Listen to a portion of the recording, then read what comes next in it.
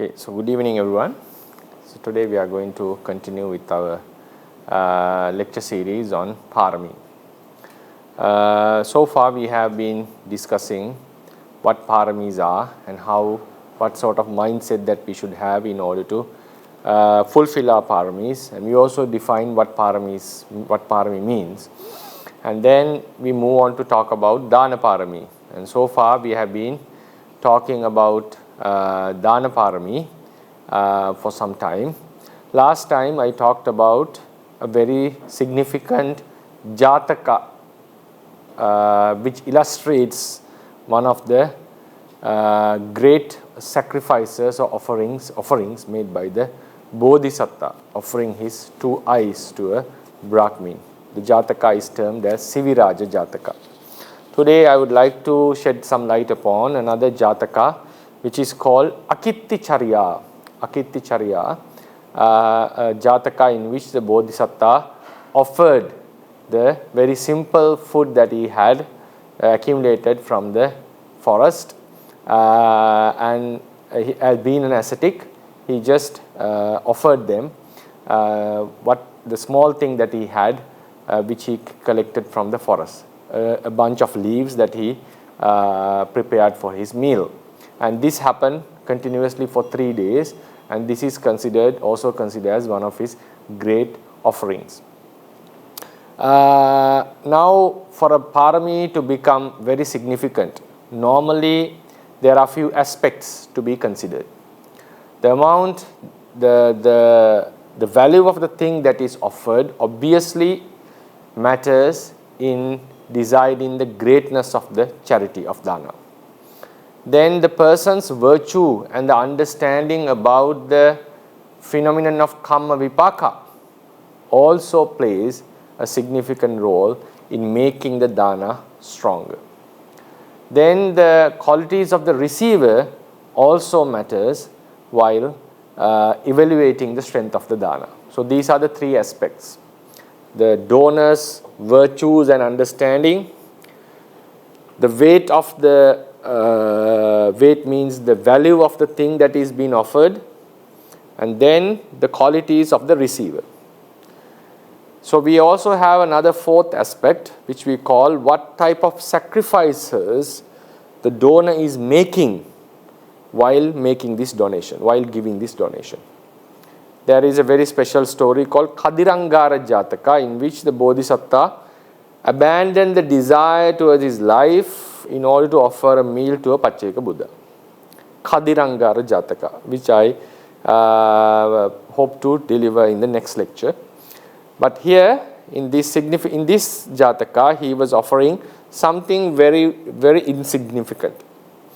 So normally, if the donor's virtue is very powerful and he has a strong wisdom, and if the thing that is being offered is really significant or valuable, and if the person who is receiving is virtuous, then that kind of offering is considered the utmost offering, because the dana is purified from all the aspects.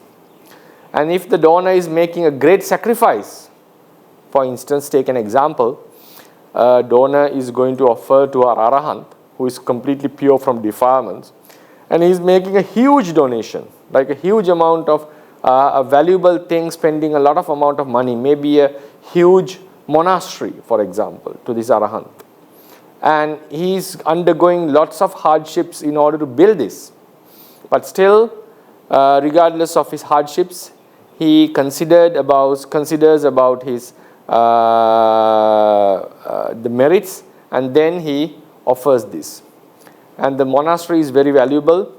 If the donor is virtuous and understands the phenomenon of karma vipaka, and the arahant is pure from all the defilements, and the donor undergoes a lot of hardships in order to make the donation, and he does it irrelevant or regardless of the hardships.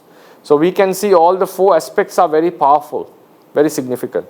So such kind of a donation is deemed to be very strong donation, and this can give lots of results for the donor throughout the samsara, and it can be very helpful for him to attain the nibbana if he does it with the intention of attaining nirvana.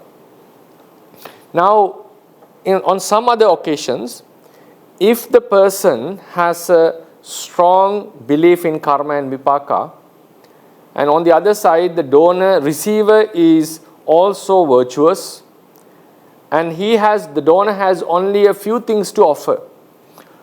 This happened to Venerable, happened to the household Anatha Pindika in a situation, in one of the, at a certain time of his life. He lost almost all his wealth. So, but still he was making donations. He was giving dana to the Mahasangha and also to the poor. Then at that time Buddha said, so don't worry, don't think that the thing that you are offering is insignificant, because if you are doing it very happily, if you are making the donation with the understanding of karma vipaka, your donation is not going to be in vain. So it can still give great results. And on the other hand, if the receiver is very powerful, powerful means in the sense of virtuous or purified from defilements, even the slightest thing that is being offered with understanding can give significant results.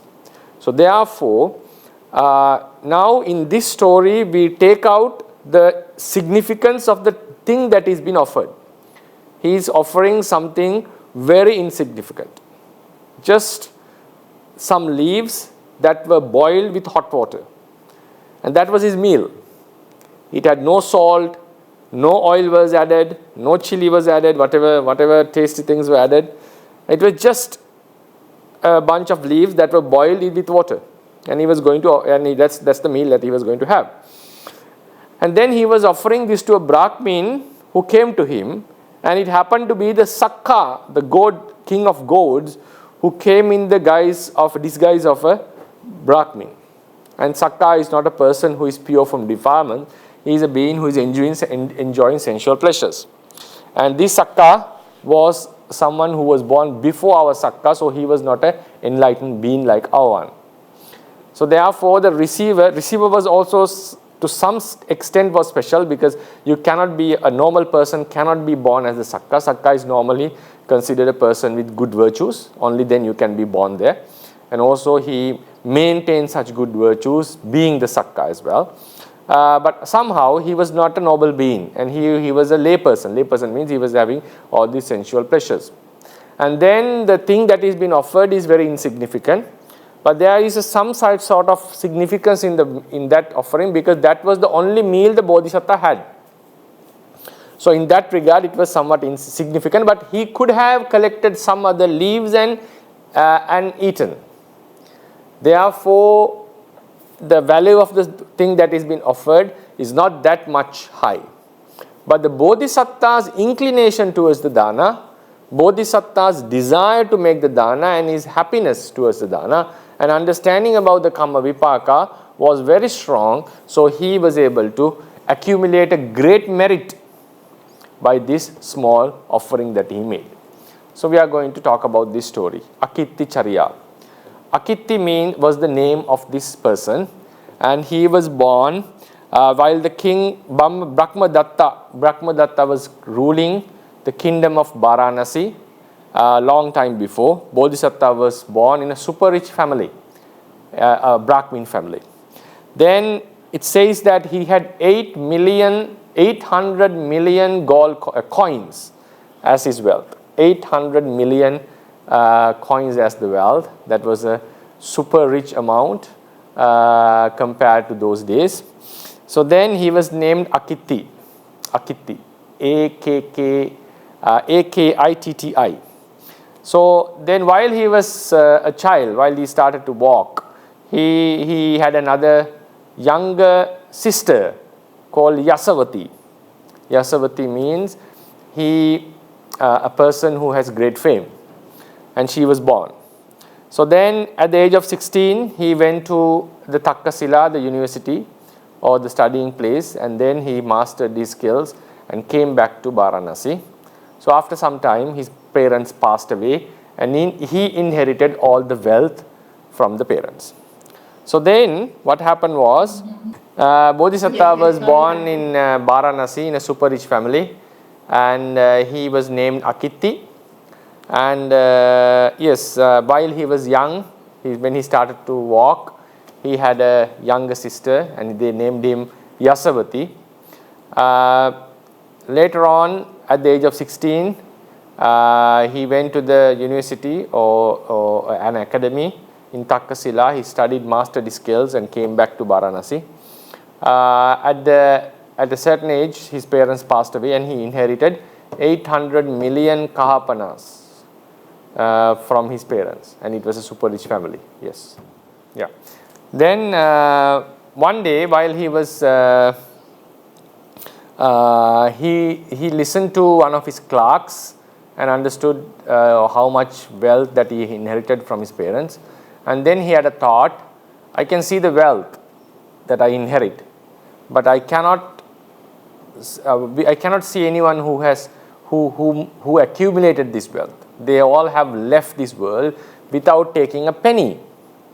So therefore, how should I make benefit out of this wealth for a long term? So how should I take them after my death? So then he understood that's the best way to accumulate the wealth in samsara is to donate it. Then he decided to donate all the wealth and then become an ascetic. That was his intention. Then what happened? He opened the doors of his houses and said to the people, send a message. When Mr. Wise Man's Akitti's house, there is going to be a huge donation. Anyone who wills for anything can come and collect whatever he or she wants. And then he led the people to take whatever they want, but it continued for 7 days, but still the wealth was not over. That it was an immense amount of wealth. Then he thought, what is the use of me enjoying this donation? Because he was really enjoying the donation. Like, he was happy how the people were taking it and how they were benefiting out of it. So he was really enjoying this great donation. Then he thought, what is the use for me by doing this, enjoying this great dana? Because I could have easily could do another greater merit. So it was not looking down upon the dana, but he thought I could have renounced the household life and live a virtuous life as an ascetic, which is more significant than donation. So then he informed the king about his renouncing thoughts, and he sent a message saying that the entire wealth in the house and in the storerooms are already offered to people. Whoever wishes can come and collect it. Then he renounced the household life. Then he left the Varanasi city, and with his sister actually. He took the sister, but he was the elder brother, and she also wanted to come with him. Then he crossed this river and traveled for another 2-3 yojanas and entered the homeless life in a very beautiful area. He built a kuti with leaves and became an ascetic over there. There, while he was traveling, the gate he went out from the city, gate through which he renounced the city, was named Akitti Dwara, the door of Akitti, the door through which Akitti went. And the river bank from which he entered the river, crossed the river, the harbour, was called Akitti Titta. Titta is the harbour. And then, because he was such a famous figure, seems to be the most famous figure in Varanasi those days. So even the gate through which he renounced the household life was named under him, and the harbour at which he crossed the river was named under him. And then what happened? It was like many people followed his footsteps. It was like a celibacy, because people do like to follow what the significant people does. So that's what normally happens when a celebrity is wearing a certain shirt. We try to follow them, and the hairstyles, we try to follow their hairstyles and all these. So they are very influential, and that's what happened. A very influential person enters into a certain religious or holy life, or at least starts to follow a certain lifestyle. If it is good, if it is beneficial, that really helps the society, because there are always people who are willing to follow them. And what happened was, when the Bodhisattva renounced the household life, many followed him. Many men and women became ascetics. And then it is said that it was like the Buddhupada means while the Bodhisattva became a Buddha, when the Buddha was born, he had a great amount of followers under him, right? So likewise, Akitti was the leader in this group. He is the one who renounced the household life, and he had a huge retinue under him, following him. It was similar to Buddhupada, it says, and a lot of gain, labha, for requisites he got. And then it was not as easy as he thought, because now he has to lead a huge retinue of disciples. And surely when there are many people are living, they are not arahants, they are not noble beings, they are just trying to live a holy life. Obviously problems should have occurred. There must have been quarrels, there must have been issues, right? So he's the leader, and all the time the issues come to him. So he had to solve all this. And when the donors come and offer, he must have the responsibility of giving Dhamma talks, explaining them the benefits of virtues, and it was not an easy life for him. So he became utterly busy because of the huge retinue and the huge followers of retinue of donors, disciples and donors, and he was getting lots of gain, and he became detached and he felt something uncomfortable in it. So then he decided to renounce that place as well. That was his second renunciation. So then what happened was, he thought to renounce that area and to live by himself alone, and even without telling to anyone, he just abandoned the retinue. Maybe he had already given all the instructions that what should they follow. I don't know what happened to the retinue afterwards. And he left the place and just went to south of India. And that was the area of Tamils these days, so southern Indian area. And in a garden near Kaveri Pattana, that's how the place is known these days. In a garden near the Kaveri Pattana, he started to practice over there. There he practiced meditation, and in that area, in that new location, he attained the jhanas and abhijanas. He attained the jhanas, and before he didn't have jhana and abhijana. He was just practicing meditation and also living a holy life, like virtuous life, a good life as an ascetic. And then now here in the new location by himself, while he was living by himself, he attained the jhanas. Then what happened? There also he accumulated lot of retinue, and people started to offer him lot of gain, and a huge retinue followed him. Huge group started to follow him.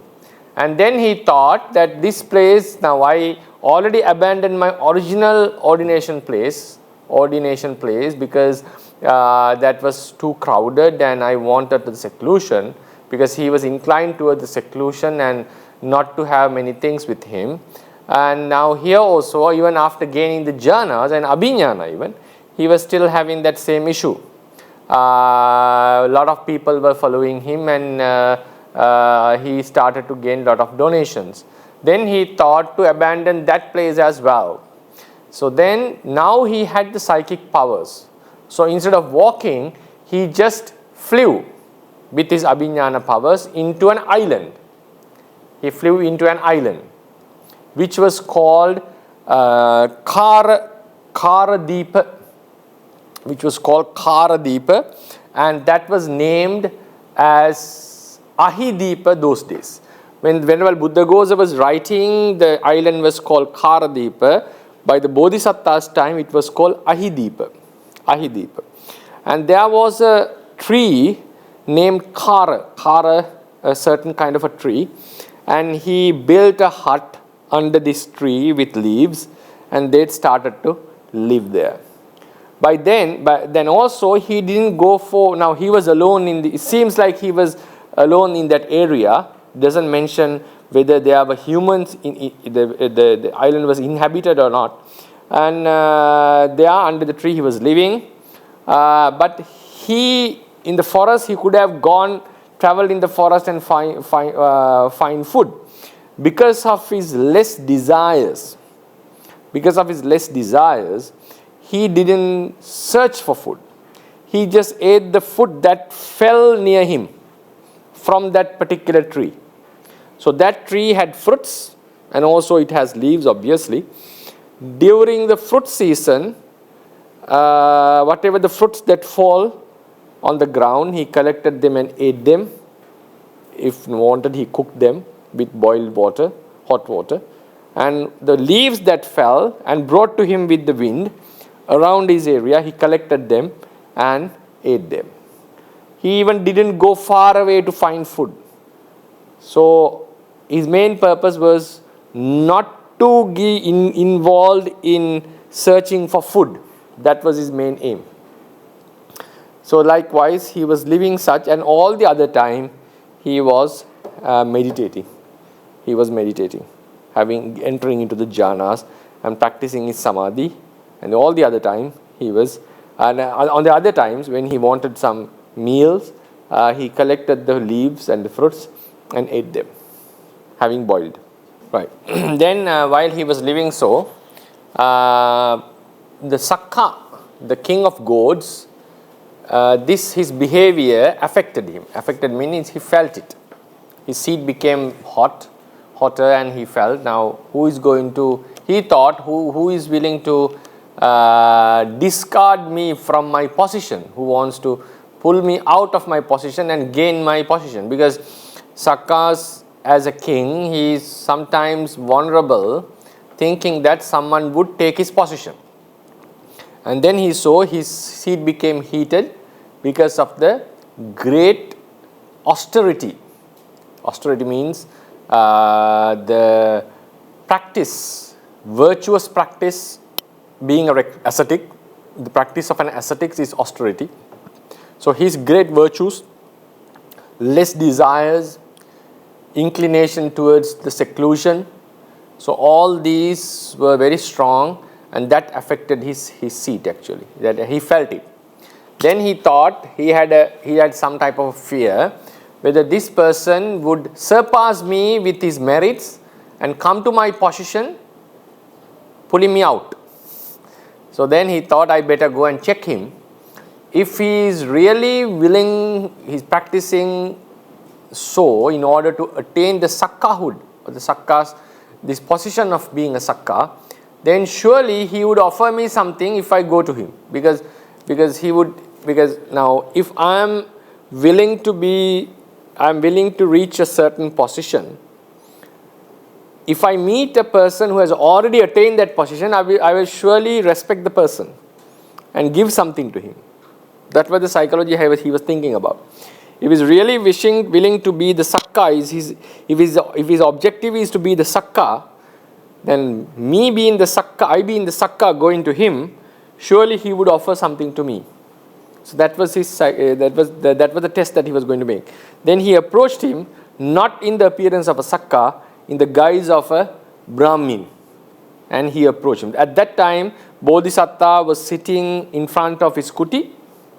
Bodhisattva was sitting in front of his kuti, having poured hot water onto the leaves, and he has kept them in order to cool them, let them to cool down, so he could eat. So while he was sitting, the Sakka came in the appearance of a Brahmin and stood in front of Bodhisattva's kuti in the gesture of searching for food, like Pindapata. So Bodhisattva was elated. He was so happy. He thought throughout this entire time, after coming to this Karadipa, he associated no one. He was alone by himself. So while he's alone by himself, how could he offer something? So he didn't make any dana for some time. So he thought, okay, today is a great opportunity that I can make a dana. So he was an ascetic. He had renounced the household life. He was a person who was having a strong sila, and he has attained jhana and abhignana as well. And he thought his inclination towards dana never ceased. So he thought, okay, I'm going to make a donation. I have something very insignificant, but still I'm going to offer this. Yeah, so then what happens, what happened was he was elated, seeing the Brahmin who is searching for food. Then he thought, I have only this, then this is the food that I'm going to eat, that which I prepared for myself. Why shouldn't I offer it? Then he happily offered it, contemplating that may this be a reason or a condition for my enlightenment in future, to become a fully enlightened person, to be a Samma Sambuddha. So with this desire, with this inclination in his mind, he offered that, made that donation to the Brahmin very happily. And then he could have easily searched, means collected some other leaf that have fallen and consumed for that day, but his happiness was such that he didn't want to eat again. He didn't want to eat again. So what he did was he just abandoned his desire to have a meal, and he went in under the tree and started meditating. He always contemplated about his dana and then went into jhanas. The next day, the same thing happened. While he had prepared his meal, that meal was like, it's just leaves boiled with hot water. That's all. Nothing other than that. No salt were added, no spices were added, not even any amount of oil, but he couldn't have got these things. So then he just offered this very simple meal. And then the next day even the same thing happened. While he had prepared this meal, the Brahmin came as before. Then he offered it again, wishing for the Buddhahood. And this happened for the third time as well. On the third day even he offered. But it is said for now 3 days he didn't have any meal, but there was not the slightest change in his skin color or in the body because of his happiness. He was so delighted about his donation, contemplating that he got the opportunity to offer something to someone. So it was a very insignificant thing that he offered, but still he was very happy that he could make a donation. And he also knew now the donations that he is making now are much greater, because now he has a higher virtue and his mind is pure from defilements, for they have been suppressed. So he's offering with a pure mind. The wholesome chitta is more powerful. So he was very delighted, and he didn't have meal for 3 days. So he was never, he didn't feel any pain or discomfort. He must have felt something, I don't know about that, but he never considered it. And he was always practicing his meditation, and he was happy contemplating about his donation. So then after offering for 3 days continuously, he thought, oh, this is so great. I had the opportunity to offer my meal, the entire meal. He didn't keep anything for himself. He just offered the entire meal that he cooked for himself. So this is a great opportunity that I got to offer my meals to someone. Then he thought, if this happens for another 1 month or 2 months, I'll still continuously offer my entire meal without having anything for myself. He had such a desire. Whether it was possible or not is a different case, but he had such a desire even to continue this for months. So he was fulfilled with the piti or happiness of dana. He was, whole day he was filled with this happiness of making a donation, because bodhisattvas in their life, in their sansaric journey, desires dana over anything else, it seems like. When you read in the stories, that is the thing that they practice the most. Surely they would desire the wisdom over anything in the conditioned world, because his aim is to become an omniscient person. But in terms of practices, it seems dana is the thing that he practiced the most. Wisdom is something that is internal, that he develops. It's not. It can be a practice by while he thinks or contemplates wisely. So he could develop his understanding broader and broader. But when it comes to some kind of a practice of doing, dana seems to be the thing that he's been doing the most. So he was very delighted in his dana. And he thought to continue this for months if a receiver keeps on coming. He never had the, now for example, if he had to give the same thing to the same person few times, sometimes we get irritated. Why this person is always coming? Isn't he giving me a chance to eat? That would be the obvious thought that an ordinary being that we would have. But for him, no. Even the person, now he should know that now he is getting it from me, and it seems like he is taking it for granted. That's how we would feel. But for the Bodhisattva, regardless of the receiver's intentions or the status, if he had the opportunity to give something, that's what satisfies him. That's what satisfies him. So then what he did was he thought that I would keep on offering, making donations for the entire month or two if I had that great opportunity. And then, yes, so nothing changed in him. Not the skin color, not the mind. He was never disappointed about this. He never thought that this would eventually end his life, that if he keeps on giving like this. No, he was ready for that even. So that was some sort of a Paramatta Parami that he fulfilled. We can call it a Paramatta Parami in that sense, because he has given the desires for himself, and he was entirely offering his meals to someone else. And he was living so happily throughout all 3 days. And then something new happened on the 4th day. So then he thought about then on the 4th day, the Sakka came again. But he felt like the Bodhisattva, now for 3 days he didn't have any meal. So he was weak actually. Bodhisattva was weak. So it was obvious that because for not having meals for 3 days, obviously the body would be affected very badly. But still he was having the joy of offering. And the Sakka thought, no, this is very, very strange. This person has not had a meal for 3 days and he offered the entire meal to me, but still he is happy about his offering. So then he thought, it's obvious that this person is inclined towards the donation, but I have an idea, why is he making the donation? What is his wish? So then he asked, you are living in a very harsh environment. It's an island surrounded by seawater and it's very hot.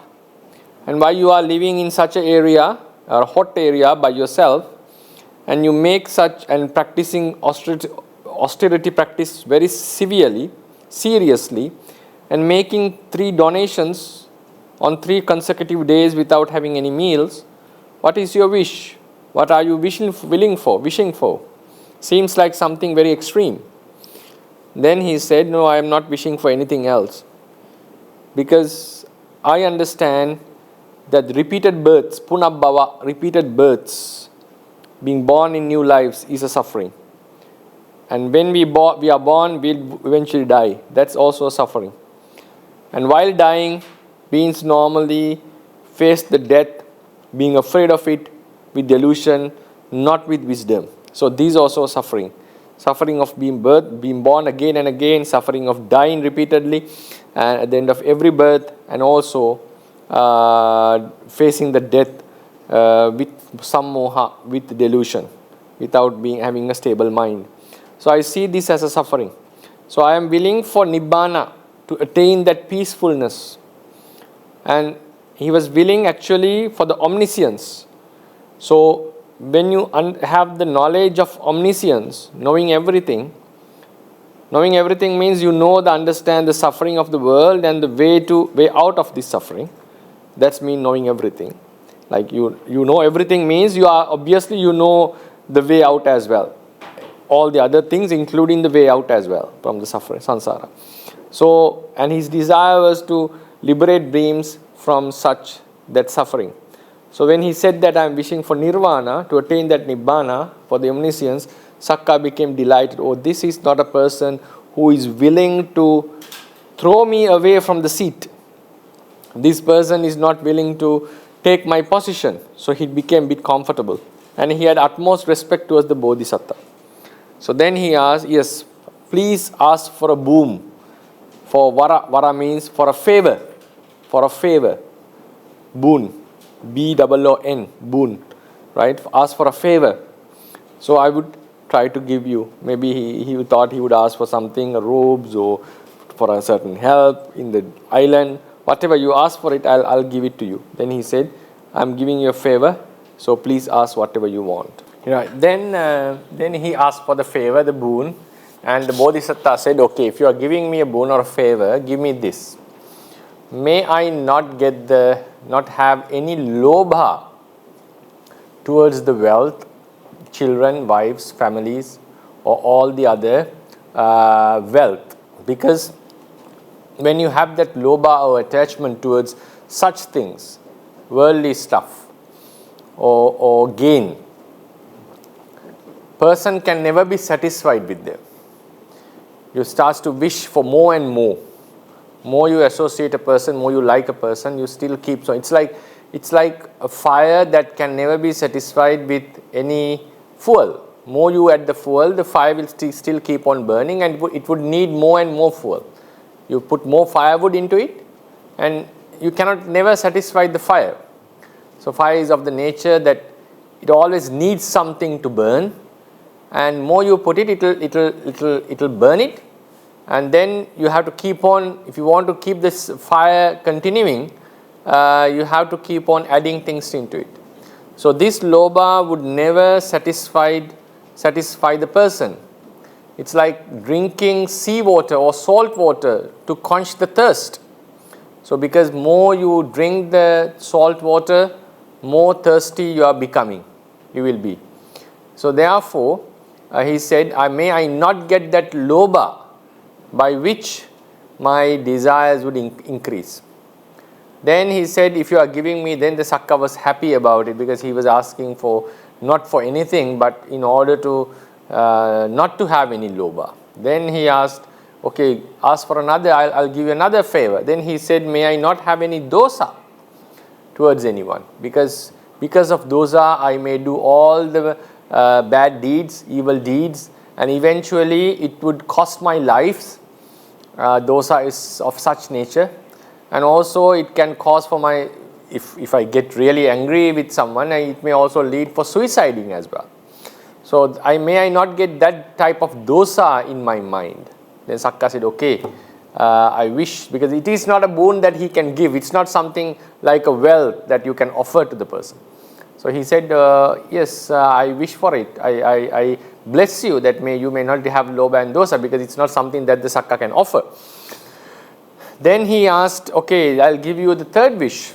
Then he said, if you want for give me another wish, give me a boon of favor that I may not meet any of the unvirtuous persons or the unwise persons, bala, but who doesn't understand good and bad, who are not practicing any sila, asappurisa.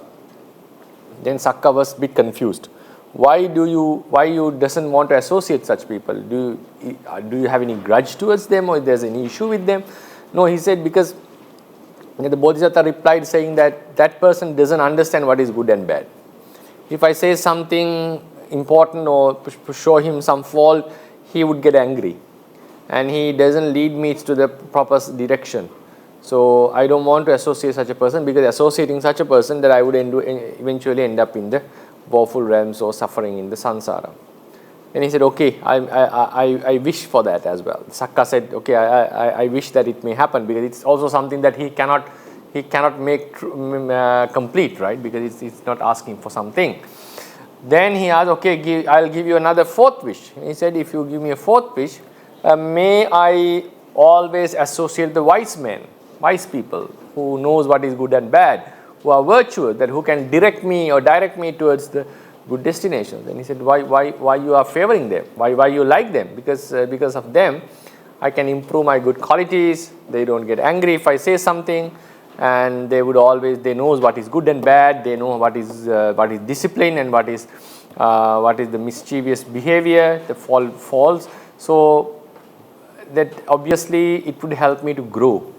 So then he said, okay, I wish that that would also happen.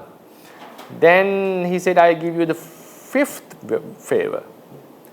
Bodhisattva replied, if you are giving me the fifth boon, may all the may I get divine food from tomorrow by tomorrow morning, and may I get all good receivers who are worthy of receiving that food, and may I be offering that food to those receivers, those noble beings, and may my food never end, so I could keep on giving that dana again and again. That's also not a wish that he can fulfill, because he cannot bring all. He would have created some food, but he cannot bring all the recipients and all this. Then he said, okay. And he said, Bodhisattva said, while I wish that my desire for donation would never end, even though I give them all the time. So these were the 5 wishes. Then Sakka was very happy. Those are the things that Sakka cannot fulfill. And he said, okay, I give you the 6th wish as well, which is very significant asking the Bodhisattva made. I'll come to that afterwards. Yeah, for then the Sakka said, I'll give you the 6th boon. Then he said, okay, if you are giving me the 6th favor, please don't come back again. So that was the 6th one. So then he asked, because he asked for not to have lobha in him, not to have dosa, not to meet the bad friends, to always meet the good friends, and also to have the wealth or the food, especially the food, and all the recipient, that he could keep on giving donations, making donations. And finally he said, if you give me another favor, don't come again. Then he asked, why do you say so? Many people, ladies and men, they are really into me, like they really want to see me, they really want to meet me. They do sila, they practice sila, they practice samadhi, they practice all the uposatha silas, do danas, in order to bond close to me, to attain, to become part of my retinue. And also sometimes they wish that they could see me one day. So people are desirous about me, knowing that I'm the leader of the 2 worlds, I'm the leader of the devas, and you are just rejecting me. Why is it? What is the reason?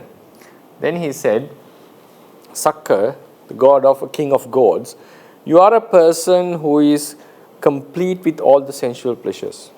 You are a complete being in the sensual realm. You have everything for yourself.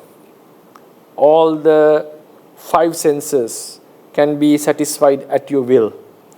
And you have the beauty, you have the strength, like you have the might, you have all the powers with you. So you are a complete being in the sensual realm. So when I keep on seeing you, if I happen to meet you very often, because my defilements are not completely eradicated at the moment, they are just suppressed. So I may have a thought, or I may have a liking towards the Sakkahood, to become a Sakka one day. Because my inclination is towards Nirvana now. It's towards Nibbana. To become a Buddha and to attain the Nirvana and to liberate others as well. So this intention could divert towards you. Instead of having a desire to to attain the Nirvana, I may have a desire to be a Sakka one day. So I am afraid of that future danger. So therefore, do not come to me again. So this Sakka respected that. Then he left the area and didn't come to meet the Bodhisattva again. So then this story shows us that even the donation is insignificant in terms of its value. When the Bodhisattva had a great inclination towards the donation, he was able to accumulate a great PÆRAMީ, fulfill the great PÆRAMީ. So this story should not be taken as that it's okay to offer something very insignificant to the Mahasangha while we are having a lot of wealth. But always consider the Bodhisattva gave all his wealth in this life, and while being the ascetic, he had something very simple. That's the only thing that he could donate. So he donated the entire thing. Though it was insignificant, it was his meal actually. And he could have easily found another meal. So, and it was his desire not to go for, it was his decision not to go for in search of another meal. So, yes, the offering was not very significant. But that doesn't mean that a person who has, now if the Bodhisattva was, while living the household life, If he had the opportunity to make a donation, he would have given a much bigger donation according to his wealth.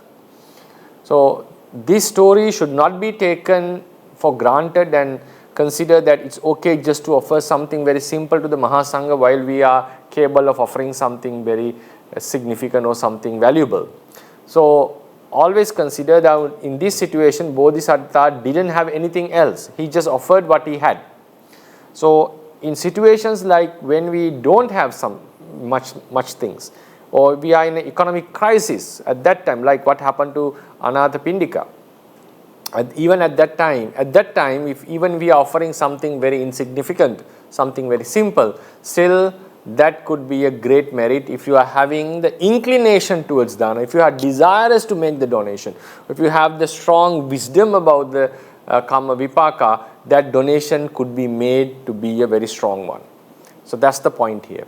And this should not be taken for granted and say and consider that it's okay just to offer certain simple things as long as we have the karma vipaka jnana. Because if you are having a lot of wealth and you are just offering something very simple all the time, that shows that your desire to dana is not very strong. That's a sign. Because desire for dana, if it's strong, you are giving as much as possible. Whatever you can. It doesn't mean to give everything. People should have for themselves as well. Obviously, Bodhisattva also kept for himself in when he was a lay person. Only on some occasions he had given everything, but most of the lives he would donate, keeping for himself as well. So people should be wise enough to understand the proportion of giving. So the takeaway message is, even if the person is not very much rich or doesn't have much wealth, if he can have a good inclination, so desire towards the dana, and understanding about the karma vipaka, or a belief about karma vipaka, and still offer to someone, he'll be able to accumulate a great merit. So in this story, the attention is given towards the donor. Bodhisattva had a great virtue, desire to offer, and his wisdom was immense, so he could accumulate a strong karma by even offering to an ordinary recipient very insignificant donation, insignificant gift, but still he could accumulate strong merits because of his own inclination, wisdom and virtue.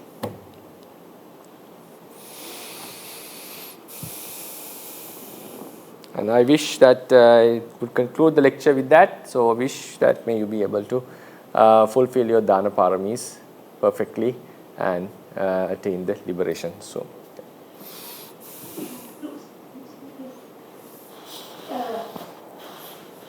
Jadi di sini ceritanya itu memperlihatkan kepada kita bahwa walaupun derma atau donasi yang diberikan itu nilainya tidak besar, tetapi Bodhisattva memiliki kecenderungan yang sangat besar untuk berdana, sehingga ini menjadi parami bagi beliau.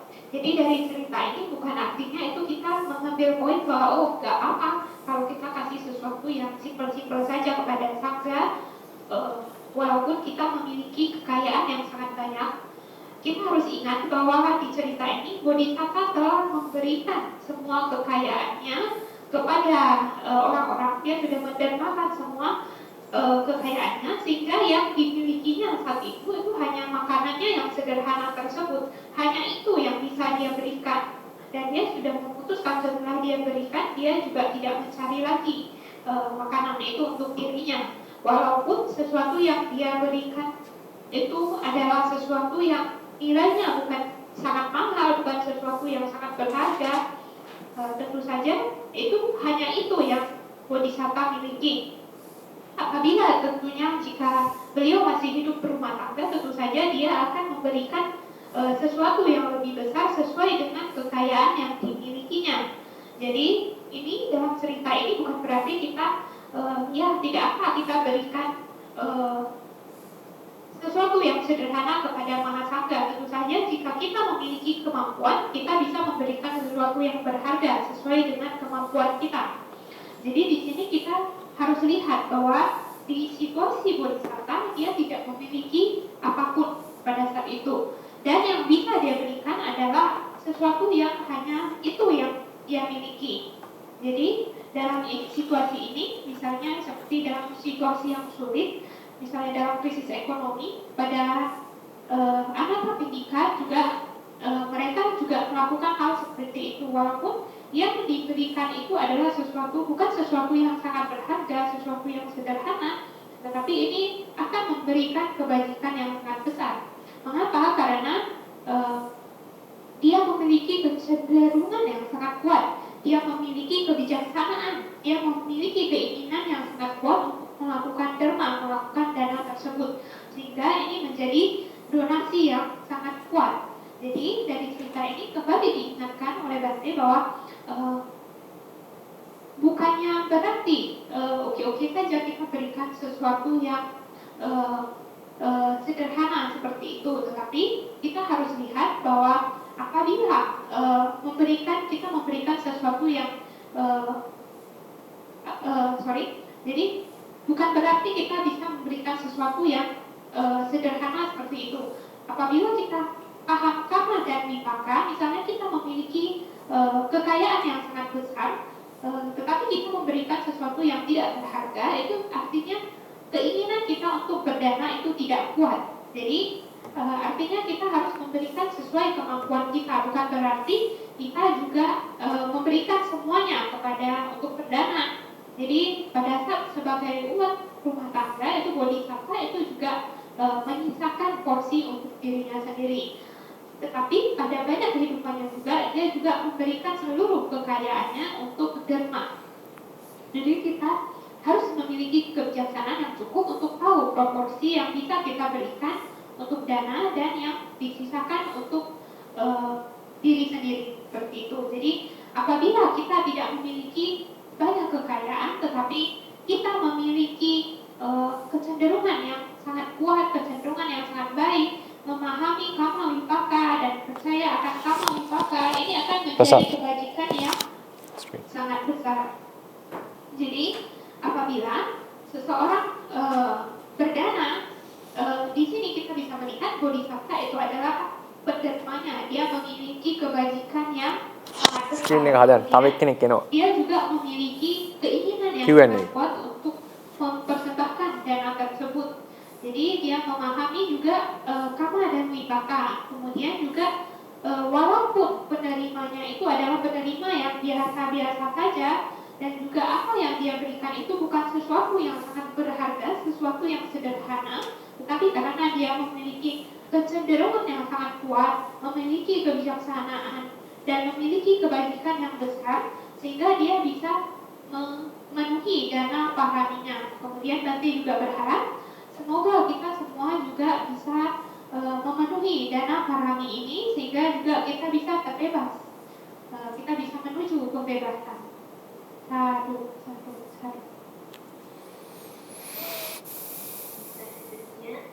Untuk penerjemahannya, Wandami Bante. My name is Cecilia. I will guide the Q&A session today. So looks like there is one question. Bante, I'm going to share the screen for the question, and also I'm going to read the translation in Indonesian. First question, Bante, from Brother John Riley. Wandami Bante, if we have strong understanding of karma and vipaka and the receiver is a good too, what about condition that the lay person have when doing the dana? There is random thought that shows angry rises, but he realizes it, but still he or she have angry thought or have kilasa when doing the dana, but after that he rethink again for what he's doing and rejoice for the karma that he just made, and what karma will the donor receive? Thank you, Bante. Sadhu, sadhu, sadhu.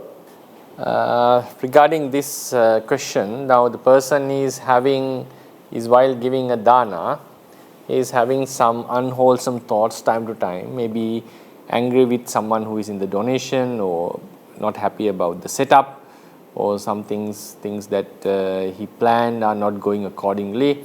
So it's obvious that we may have some unpleasant thoughts, like disliking thoughts. It's not possible to completely overcome them. Even the Bodhisattva in his Vesantara life, when he donated his children, afterwards he had some thoughts of getting them back, and even he had that desire to kill the Brahmin and take the children back. So, but he was able to subdue them, and still the dana became a very wholesome deed. So, if you are capable of seeing that anger in you, you can just suppress it, and knowing that, because if kilesas are continuously arising while the donation is being made, at that time the power of donation would diminish. So that's going to affect your wholesome deed, which is not a good thing. So always try to purify your mind with defilements while making a donation. That's very important. It's another aspect that what is the status of our mind? Was it defiled or was it completely pure? That matters in deciding the strength of the donation.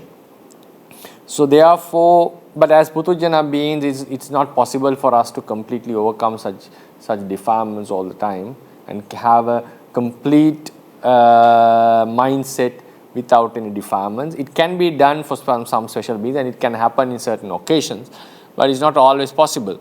So we don't need to worry about that much. If you understand that the anger is coming up, and you should know that it's not something, it's detrimental to our donation, and then just suppress it as much as possible, and then keep on rejoicing on your merit. Yeah, the rejoicing on the merit is very important there, to have a wholesome, happy mind as much as possible.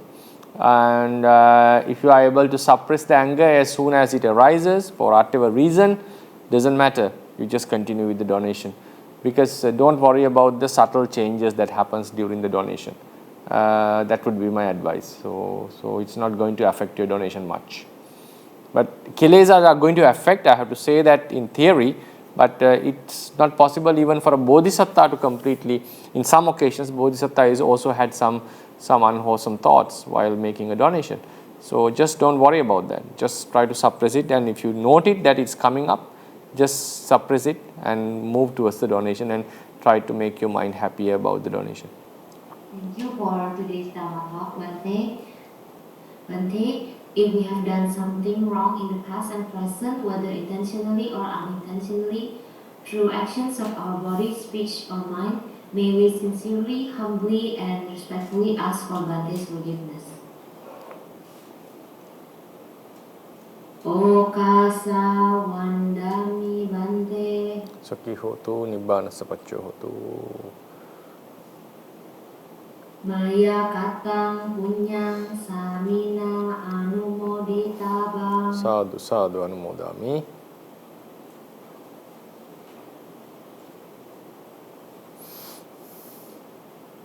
Samina katang punyang maihang databang. Sadhu anumoditabang.